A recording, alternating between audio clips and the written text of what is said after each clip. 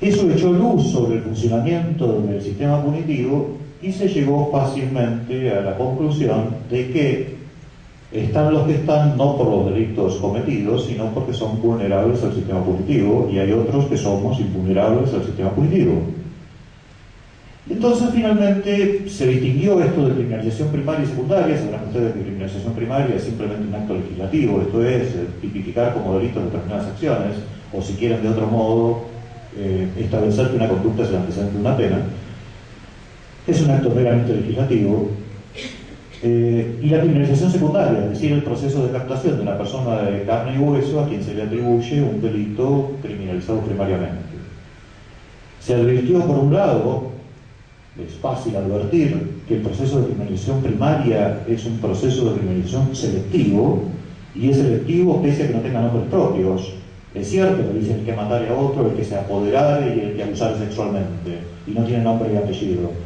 Pero no es menos cierto que no se le requiere una inteligencia demasiado elaborada para advertir que hay determinados delitos, que los delitos, en definitiva, para no dar tantos rodeos, que los delitos son pragmas y son acciones humanas, y todas las acciones humanas las realizamos de acuerdo a nuestras capacidades, ¿sí? Para apoderarnos de lo ajeno, seguramente todos quienes estamos aquí no necesitamos empuñar un arma o un objeto con apariencia de arma, sino que nos mostrará una media firma.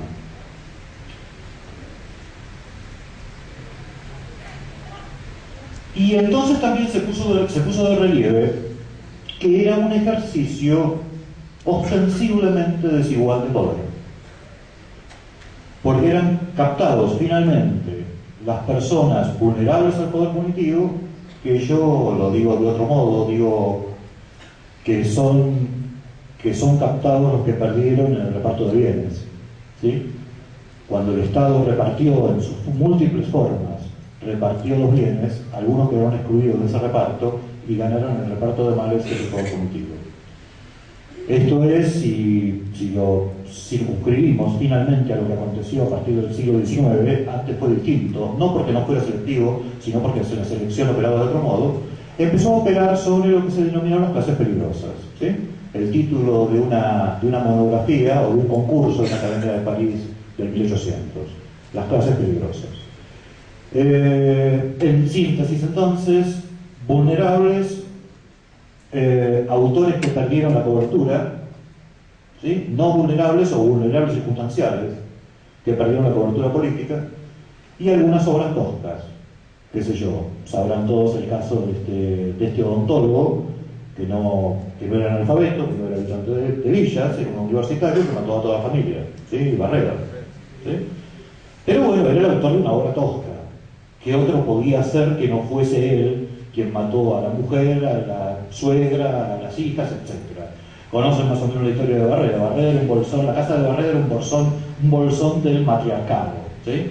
Si bien el patriarcado se instaló 4000 años antes de Cristo, este era un bolsón del matriarcado, y para denigrarlo le decían a la familia Conchita, ¿sí? No con alguna concepción o alguna idea erótica, sino simplemente para denigrarlo. Entonces le decían: Conchita, mira, la araña del comedor no brilla porque no agarramos franela, el trapo y le sacás brillo.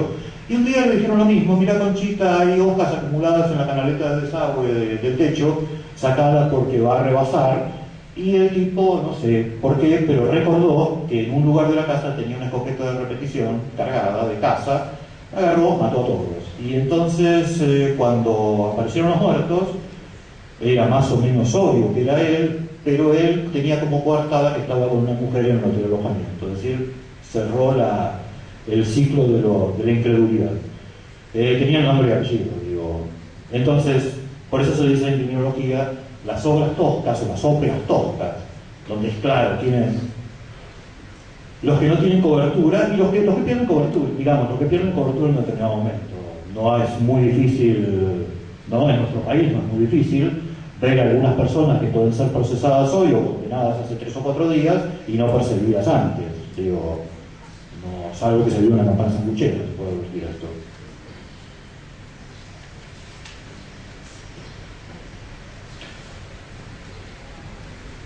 La ley de facto 22.278.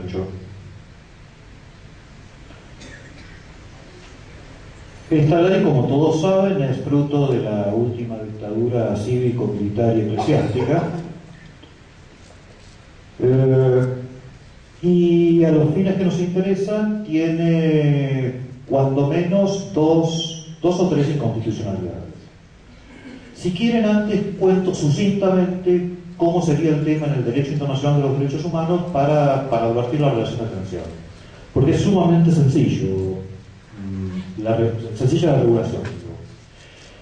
El derecho internacional de los derechos humanos establece que cuando un Estado parte decide imponer poder punitivo a una persona menor de 18 años de edad, tiene que hacer básicamente dos cosas. La primera es establecer una edad por debajo de la cual no hay reacción punitiva, y la segunda, y con una restricción, si quieren, que esa edad no sea muy temprana, ¿sí?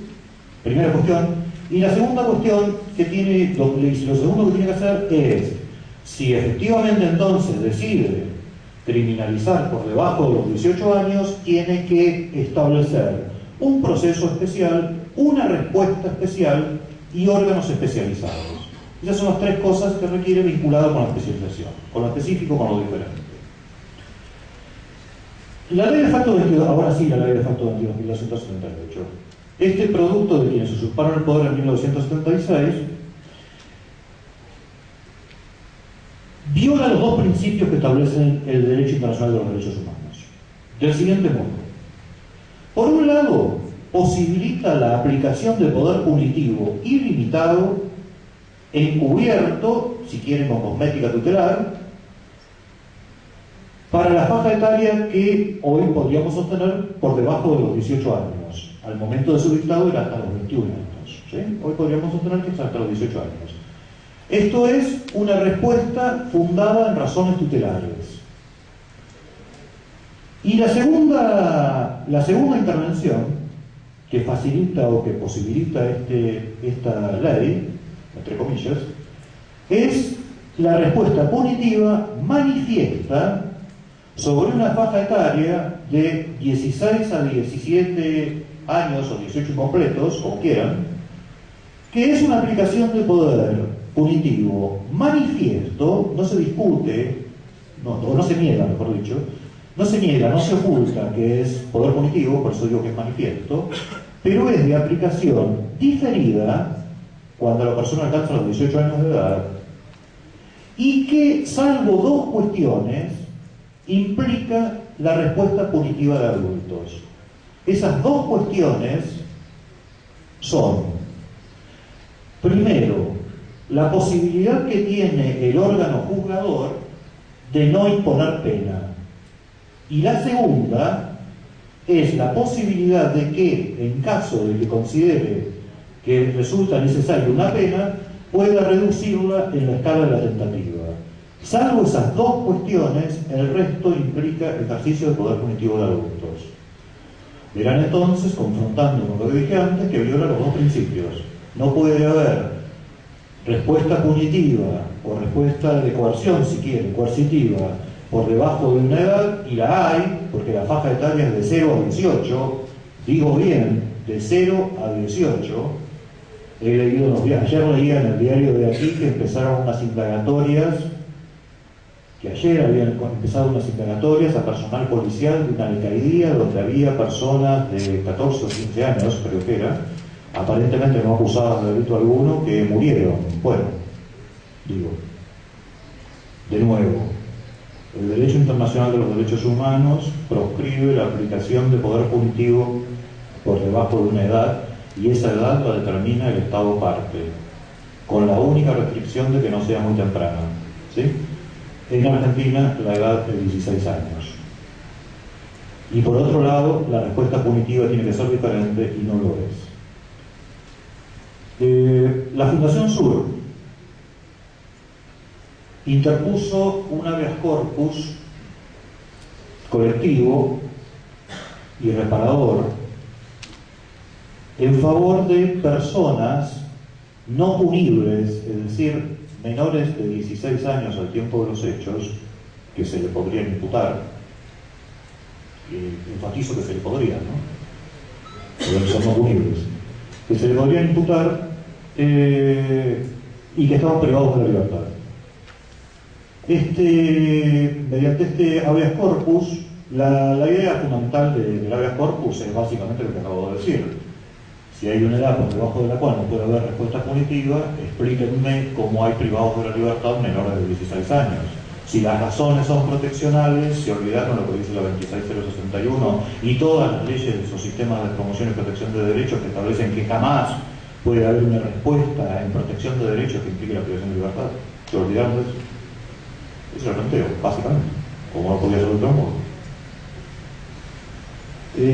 Este expediente llegó a la Corte y la Corte decidió lo que yo he calificado desde siempre como un mamarracho, sencillamente un mamarracho.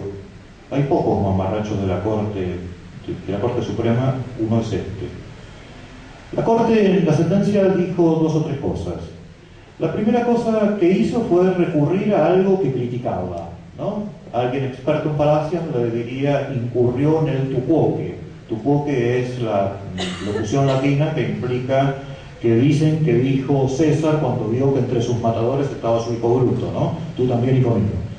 Esto es, criticó el discurso tutelar por basarse en eufemismos y utilizó el eufemismo, utilizando un eufemismo que fue, en vez de decir es inconstitucional por tal y cual cosa, como lo dijeron 5 minutos después entre las cámaras de televisión y 5 minutos antes en los libros, quienes integran la Corte, dijeron que tenía una fuerte tensión, que había una fuerte tensión constitucional, una fuerte tensión entre el sistema de la ley 22.278, que también la llaman ley de facto 22.278, y el derecho internacional de los derechos humanos y la Constitución. Fuerte tensión. La fuerte tensión es tan fuerte que exhorta al Poder Legislativo a cumplir la carga de todos los instrumentos internacionales de derechos humanos que generan ante su incumplimiento responsabilidad internacional del Estado, que es adecuar a la legislación doméstica al derecho internacional de los derechos humanos. Tan fuerte era la tensión que te exhorto, Poder Legislativo, a modificar. Pero claro, estaban resolviendo un habeas corpus. Bueno, después viene la crítica. Sigo diciendo. Y la tercera cosa que dijeron, bueno, habrán dicho los cortesanos, ¿no? Pero estamos resolviendo una sentencia en un proceso de habeas corpus. Esto puede limitarse a una exhortación. Bueno, no, lo que vamos a establecer también es que los jueces a cuya disposición se encuentren las personas menores de edad privadas de libertad sean quienes verifiquen la conveniencia de la internación. Ese es el fallo García Méndez, un conjunto de mamarrachos. Si yo le diera a un alumno de la facultad, no se me ocurrió, pero podría ocurrírseme a partir de ahora, que resuelva, que dicte una sentencia con 3 o 4 párrafos, dándole la ley 22.278 y un planteo de inconstitucionalidad en el marco de un habeas corpus y dijera lo que la Corte dijo, evidentemente estarían bochados. Evidentemente. No superarían el balbuceo jurídico, te diría. Analicemos las tres cosas. Fuerte tensión con necesidad de exhortación para la adecuación. ¿Se adecua o no se adecua? Si no se adecua, ¿cuál es tu misión como Poder Judicial? La misión del Poder Judicial es clarísima porque lo establece el Derecho Internacional de los Derechos Humanos. Es la aplicación directa del Derecho Internacional de los Derechos Humanos, no mediado por normas que entren en tensión. Se podría decir que la respuesta es hasta anterior al Derecho Internacional de los Derechos Humanos. Se podría decir, o si quieren, autónoma, Convención de Viena sobre el Derecho de los Tratados. No se pueden invocar las disposiciones internas de derecho interno para incumplir los tratados internacionales, si quieren. Pero entonces, una adecuación de la legislación. Y el parámetro de la conveniencia, frente a un planteo de ilegalidad, de la privación de libertad, los jueces dispondrán de acuerdo a la conveniencia. Curioso, el criterio de la conveniencia en el marco de un habeas corpus. Curiosísimo, la verdad, yo no he visto nunca. Jamás he visto un criterio de conveniencia. ¿Conveniencia respecto de qué y de quién? No es difícil conjeturar, por fuera de lo jurídico, y no haciendo psicología demasiado profunda, que estaban atravesados por una concepción que les permite decir, sin sentir mucha vergüenza, que pueden proteger privando de la libertad. ¿Sí?